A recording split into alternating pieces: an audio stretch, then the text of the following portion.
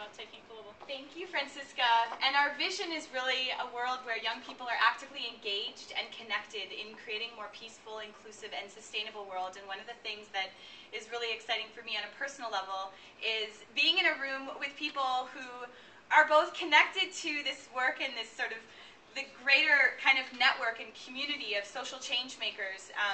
We are starting to become even more intergenerational, which is really exciting and part of its core. And back in 2000, I had the privilege of meeting Ben at a conference that was basically convened by the Global Youth Action Network. And the roots of Taking It Global and the Global Youth Action Network kind of come from a similar context where sort of young people growing up in a world that is interconnected, and really the work of Taking It Global has been to leverage the power of technology and the power of networks to really bring young people together to create greater change. And through our integration that has taken place over 2008, we now have kind of more of a united front. And so our Canadian office based in Toronto, Taking It Global, is fully integrated with the US office, Global Youth Action Network, and we've basically streamlined our operations. And while they're two separate and independent organizations, we work together as one unit. And the spirit of collaboration is really at the heart of our values. And our main strategic priorities really fall into three main areas. The first is our global online community, where we're really connecting hundreds and thousands of youth from around the world, socially engaged youth leaders, people who want to make a difference, people who are making a difference, and I hope that all of you are members of takingitglobal.org. And it's not exclusive to youth, because increasingly we're connecting people across all generations. When we run live chats, we're bringing policymakers, decision makers, business leaders, we're trying to bring entrepreneurs, and it's really a community of exchange, it's a community of learning, and it's a community of action. And rather than just focusing on connecting individuals, the strength of the work of the Global Youth Action Network is really about connecting organizations within this movement. And we've done a lot of work in enabling different coalitions, including the Global Youth Coalition on HIV/AIDS, which is an incredibly strong program. I know many of you are part of it. And the second pillar of our work is really around capacity building. We run various e-courses, including the GYAN Global Youth Coalition on HIV/AIDS e-course, and we also have an e-course called Sprout.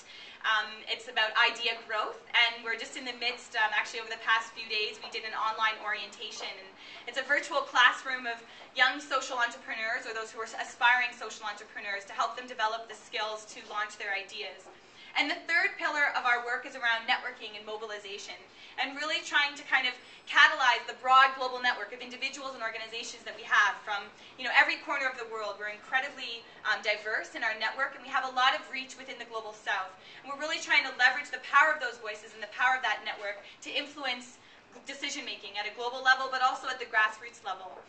And trying to look at how we influence systems so that young people can more systemically have a voice in society. And so as many of us who were, started this work as a youth, now, I can say for myself, I've aged out of youth, but I'm so deeply committed and remain deeply committed to being an enabler for youth, to being a facilitator, to being a mentor.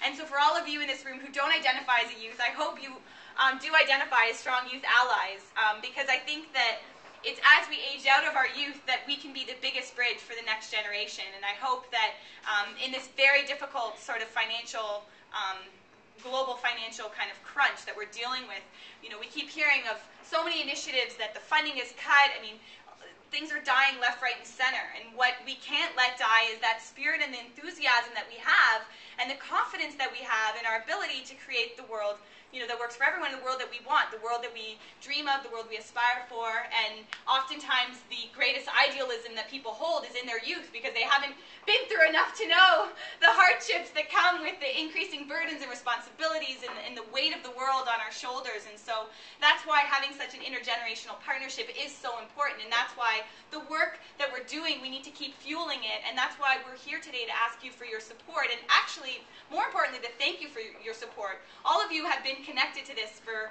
so long, and so long maybe for days or maybe for years, but we really appreciate and are so grateful for the passion that you share and for the ways that you've helped to be an inspiration and a catalyst to support change and to support the current generation of youth and the commitment to future generations of youth. Why is it so important to support youth? Because this is the most vulnerable state. You're defining yourself. You're moving from that state of dependence to being independent. And during that stage where you're vulnerable, you're easily influenced, if you have opportunities to recognize your voice and your power, if you have that sense of empowerment as a youth, that can carry with you throughout the rest of your life. And so really, thank you for being here. I hope you'll all contribute to that silent auction. I painted this morning those 4 little paintings, and only one person wants it. I mean, I can take them back with me to Toronto. But anyways, thank you so much. That's like my personal plug. And I have to...